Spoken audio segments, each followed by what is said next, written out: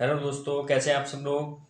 आज हम ईबीएस पर्यावरण अध्ययन की 30 क्वेश्चन की सीरीज पढ़ेंगे और ये यूपी टेट, सी टेट और जितने भी हमारे कंपटीशन एग्जाम हैं उन सभी के लिए बहुत ही महत्वपूर्ण क्लास होगी आज की। और बहुत ही रोमांचक क्लास होगी। तो इस क्लास का पहला क्वेश्चन है।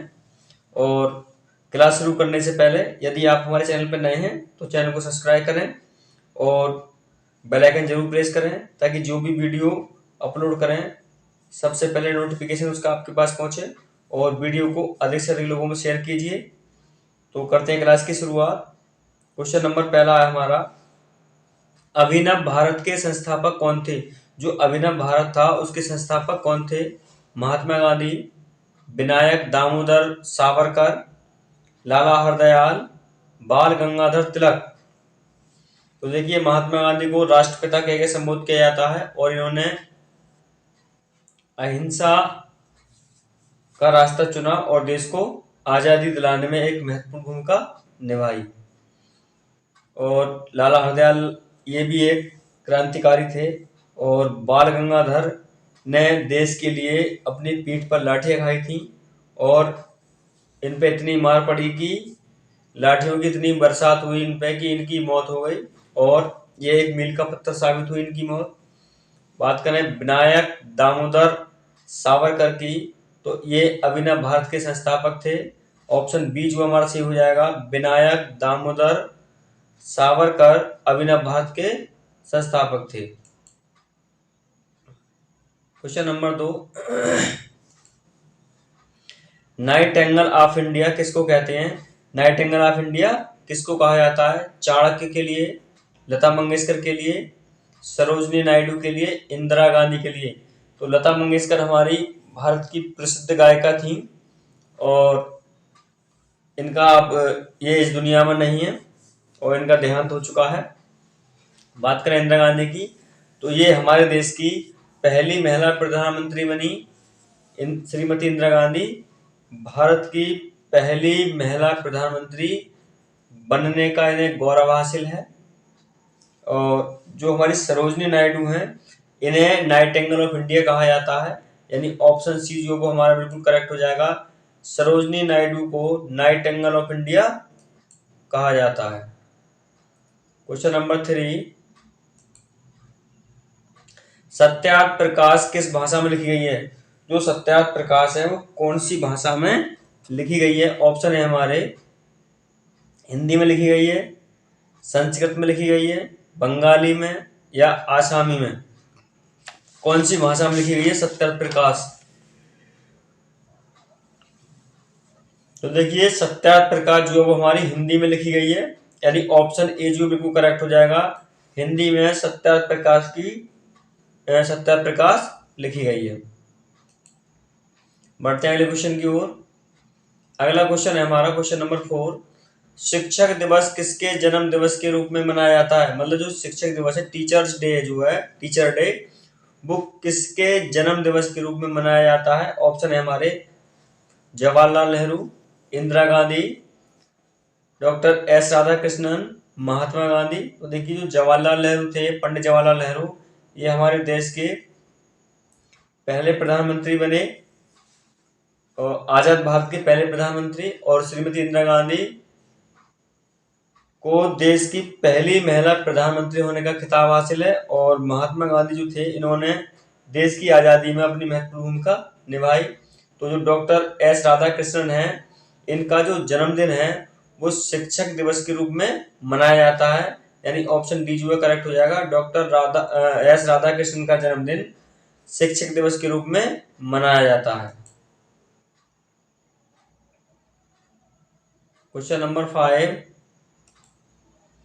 अष्टाध्यायी ग्रंथ की रचना किसने की। जो अष्टाध्यायी ग्रंथ है वो किसने की। विशाखदत्त ने, वात्स्यायन ने, पाणिनि ने या पिलानी ने। तो देखिए, जो अष्टाध्यायी है ग्रंथ, इसकी रचना पाणिनि ने की थी। तो ऑप्शन सी जो है सही हो जाएगा। पाणिनि के द्वारा अष्टाध्यायी ग्रंथ की रचना की गई थी।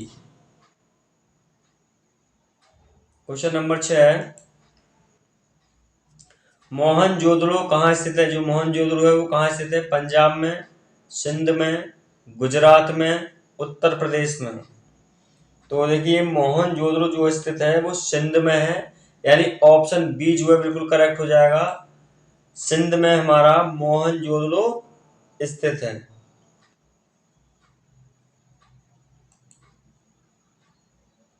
क्वेश्चन नंबर 7, सिंधु घाटी सभ्यता के लोगों की मुद्रा में किस देवता की आकृति चित्रित थी? मतलब जो सिंधु घाटी सभ्यता के लोग थे उनकी जो मुद्रा थी, जो रुपया थे, जो करेंसी थी, उनमें कौन से देवता की आकृति चित्र रूप में बनी हुई थी? मतलब जो सिक्के होते थे उस समय, सिंधु सभ्यता के समय के जो लोग थे उनके समय में, तो उन सिक्कों पे कौन से देवता की आकृति बनी होती थी?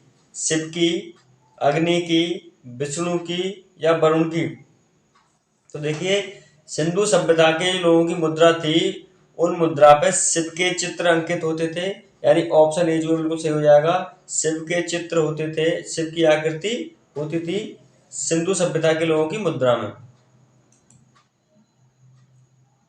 क्वेश्चन नंबर 8, सिंधुवासी सीसा का आयात करते थे। मतलब सीसा का आयात कहां से करते थे, कहां से मंगाते थे सीसा? ऑप्शन है हमारे सौराष्ट्र से, अफगानिस्तान से, ईरान से या मध्य एशिया से। तो कहां से मंगाते थे? तो देखिए जो सिंधुवासी लोग थे वो शीशे का जो आयात करते थे वो ईरान से करते थे, यानी ऑप्शन सी जो है करेक्ट हो जाएगा। ईरान से सिंधुवासी लोग शीशे का आयात करते थे, ऑप्शन सी जो है बिल्कुल करेक्ट हो जाएगा। क्वेश्चन नंबर 9, इसमें कह रहे हैं कि गलत मिलान को दर्शाइए। मतलब इनमें से 3 ऑप्शन ठीक हैं और एक ऑप्शन जो है वो हमारा गलत है, तो हमें गलत को ही चुनना है।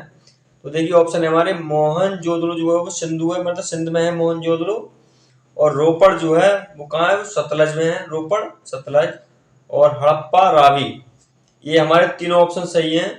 और ऑप्शन डी जो है कालीबंगा हिंडन, ये हमारा गलत हो जाएगा। तो ऑप्शन डी जो है करेक्ट होगा, कालीबंगा हिंडन, ये गलत मिलान है।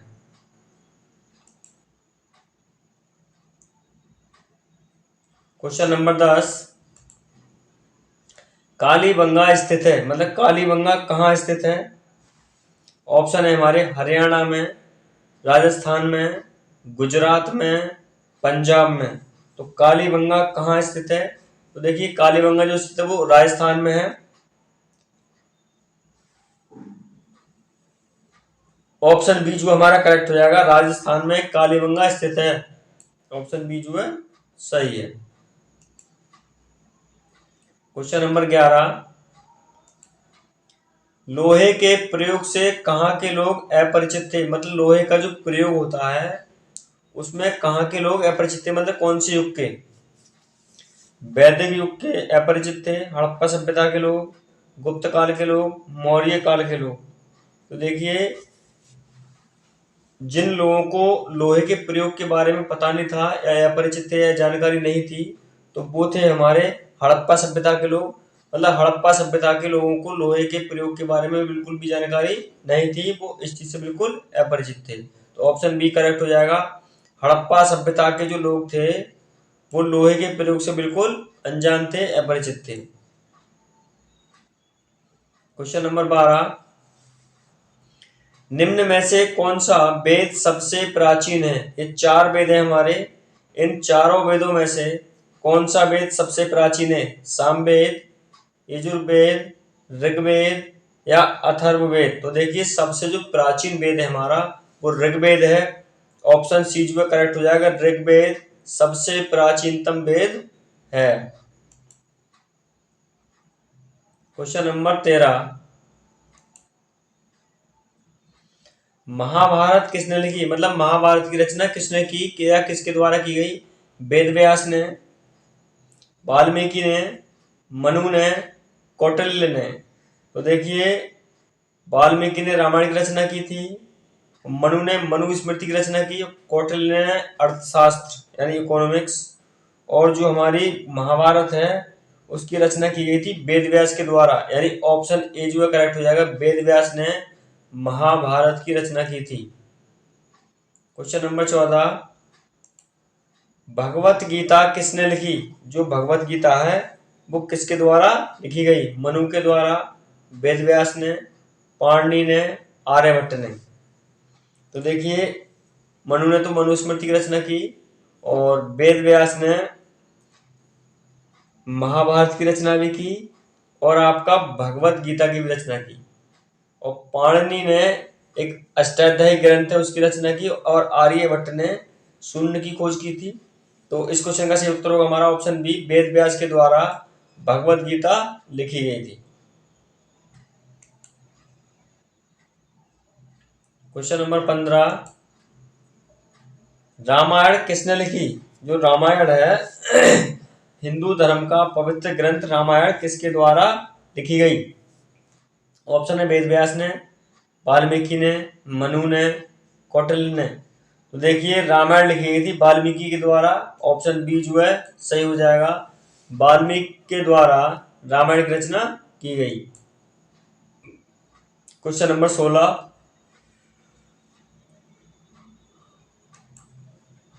सांख्य दर्शन के रचनाकार हैं। जो सांख्य दर्शन है उसके रचनाकार कौन है? ऑप्शन है हमारे कपिल, गौतम, कणाद, पतंजलि। इनमें से किसने सांख्य दर्शन की रचना की? तो देखिए, सांख्य दर्शन के जो रचनाकार हैं वो है हमारे कपिल। ऑप्शन ए जो है सही हो जाएगा, कपिल के द्वारा सांख्य दर्शन की रचना की गई, या सांख्य दर्शन के रचनाकार कपिल हैं। क्वेश्चन नंबर 17, उपनिषदों की संख्या है, मतलब उपनिषद कितने हैं? तो ऑप्शन है 40 हैं, 18 हैं, 13 हैं, या 2 हैं। तो उपनिषद की जो संख्या है वो 13 है। ऑप्शन सी जो बिल्कुल करेक्ट हो जाएगा, उपनिषदों की संख्या 13 है। क्वेश्चन नंबर 18, पुराणों की संख्या है, हिंदू धर्म में कितने पुराण हैं? ऑप्शन है हमारा 108, 18, 16 या 15। तो देखिए, पुराणों की जो संख्या है वो 18 है। ऑप्शन बी जो है करेक्ट हो जाएगा, 18 पुराणों की संख्या है, या पुराणों की संख्या 18 है। क्वेश्चन नंबर 19,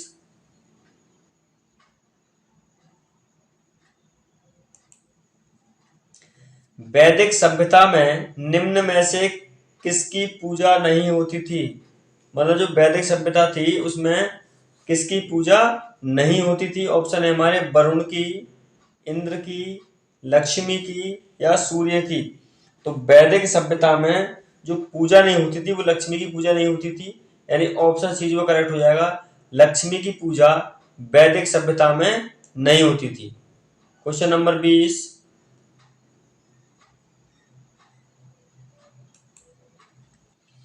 निम्नलिखित में कौन वैदिक सभ्यता की विशेषता थी? मतलब निम्नलिखित में से कौन सी वैदिक सभ्यता की विशेषता थी? ऑप्शन है हमारे आर्य ग्रामीण सभ्यता थी, आर्य युद्ध कला में अधिक निपुण थे, आर्यों का समाज 4 वर्णों में विभाजित था, उपर्युक्त सभी। तो देखिए, ये तीनों ही ऑप्शन सही हैं। आर्य ग्रामीण सभ्यता थी, जो आर्य थे वो ग्रामीण सभ्यता थी, और आर्य युद्ध कला में अधिक निपुण थे, और इनका समाज जो है, आर्यों का समाज 4 वर्णों में विभाजित था, यानी 4 भागों में बटा हुआ था। तो इसलिए सभी क्वेश्चन, सभी ऑप्शन सही हो जाएंगे। तो इस क्वेश्चन का उत्तर होगा ऑप्शन डी, उपर्युक्त सभी। क्वेश्चन नंबर 21, प्रोजेक्ट टाइगर निम्नलिखित में से किस उद्देश्य से शुरू किया गया? मतलब किस उद्देश्य के लिए शुरू किया गया जो प्रोजेक्ट टाइगर है? ऑप्शन है हमारे बाघ मारने के लिए, बाघ को शिकार से बचाने के लिए, बाघ को चिड़ियाघर में डालने के लिए, उपरोक्त में से कोई नहीं। तो देखिए, इस क्वेश्चन का जो उत्तर होगा सही हमारा, वो ऑप्शन बी हो जाएगा, बाघ को शिकार से बचाने के लिए। ऑप्शन बी जो करेक्ट हो जाएगा। प्रोजेक्ट टाइगर इसलिए ये योजना शुरू की गई क्योंकि इससे जो हमारे बाघ हैं इनकी रक्षा की जा सके, और जो लोग इनका शिकार करते हैं इनका शिकार होने से बचाया जा सके, इसलिए प्रोजेक्ट टाइगर की शुरुआत की गई। तो ऑप्शन बी करेक्ट हो जाएगा, बाघ को शिकार से बचाने के लिए। बढ़ते हैं अगले क्वेश्चन की ओर। अगला क्वेश्चन नंबर है 22। क्वेश्चन है हमारा, भूरा कोयला के नाम से पुकारा जाता है, मतलब भूरा कोयला जो है वो ये किसका नाम है या किसे पुकारा जाता है? पीट को, लिग्नाइट को, बिटुमिनस को, एंथ्रासाइट को। तो देखिए जो भूरा कोयला होता है वो लिग्नाइट होता है हमारा, यानी ऑप्शन बी जो सही हो जाएगा। लिग्नाइट को भूरा कोयला के नाम से जाना जाता है या पुकारा जाता है। Question number 23। ओजोन की परत कम हो रही है क्योंकि, मतलब ओजोन की परत कम हो रही क्योंकि क्या कारण है?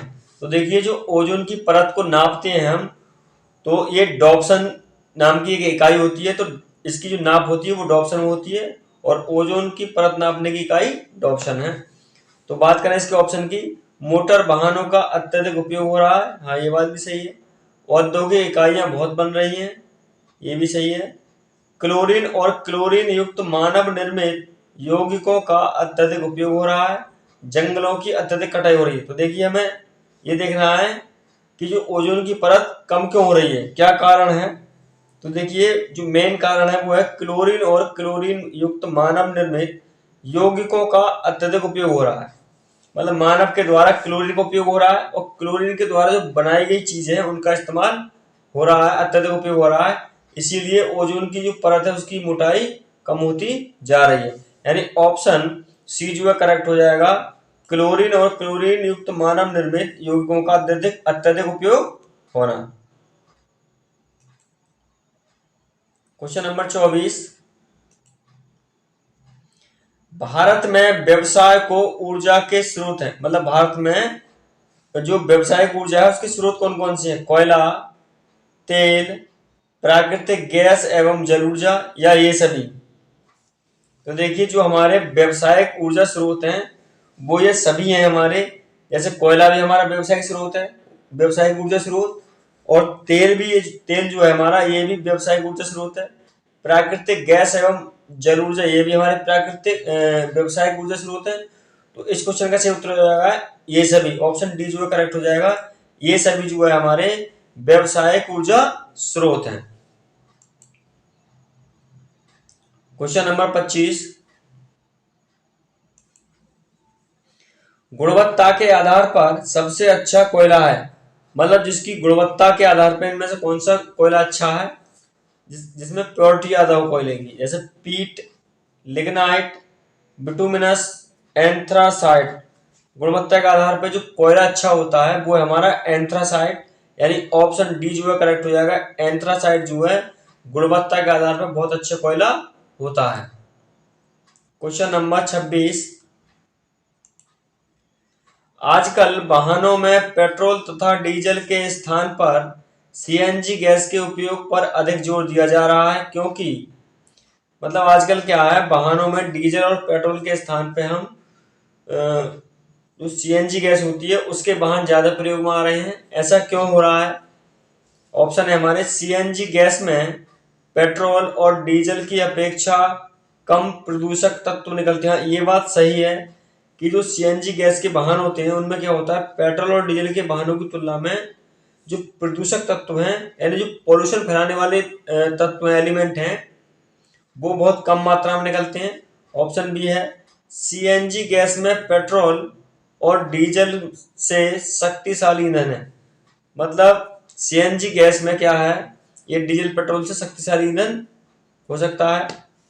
क्वेश्चन ऑप्शन सी उपरोक्त दोनों, ऑप्शन डी उपरोक्त में से कोई नहीं। तो देखिए इस क्वेश्चन का जो ऑप्शन है वो सही हो जाएगा। सीएनजी गैस में पेट्रोल और डीजल की अपेक्षा कम प्रदूषक तत्व निकलते हैं, मतलब जो हमारे पॉल्यूशन फैलाने वाले एलिमेंट हैं वो डीजल पेट्रोल जो वाहन होते हैं डीजल पेट्रोल के उनमें ज्यादा निकलते हैं, और जो सीएनजी वाहन होते हैं उनमें जो है कम मात्रा में निकलते हैं। तो ऑप्शन ए जो है सही हो जाएगा। Question number 27। यातायात भूमिगत सुरंगों एवं गैरेज द्वारा स्वास्थ्य के लिए हानिकारक कौन सी गैस वायुमंडल में सर्वाधिक प्रदूषण फैलाती है? मतलब ये जो हमारे यातायात वाहन है, इनके द्वारा या सुरंगों में गैरेज द्वारा जो भी चीजें हानिकारक गैस निकलती है वायुमंडल में, तो सबसे ज्यादा जो गैस है इन चीजों के लिए जो हमारी स्वास्थ्य के लिए हानिकारक है, इनमें से कौन सी गैस हो सकती है? Ozone, sulphur dioxide, carbon monoxide, carbon dioxide. मतलब जो हमारा वातावरण है, वायुमंडल है, उसमें सबसे ज्यादा मात्रा में कौन सी गैस होती है जो कि हमारे वाहनों के द्वारा उत्पन्न होती है? तो देखिए इस क्वेश्चन का सही उत्तर होगा हमारा ऑप्शन सी, कार्बन मोनोऑक्साइड। जितने भी हमारे वाहन हैं, वाहनों के द्वारा और जो गैराज से धुआं जो कचरा होता है, उनसे जो पोल्यूशन होता है, तो उन सब में कार्बन मोनोऑक्साइड जो गैस होती है वो बहुत मात्रा में निकलती है। तो ऑप्शन सी जो करेक्ट हो जाएगा, carbon monoxide. Question number 28, ozone छिद्र का अर्थ है, जो ओजोन छिद्र है उसका अर्थ क्या है?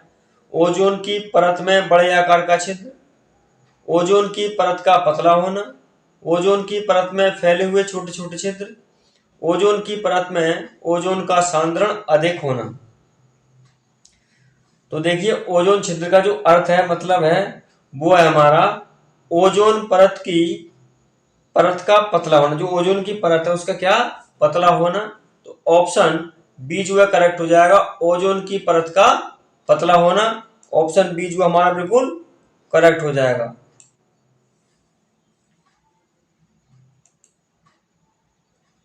Question number 29,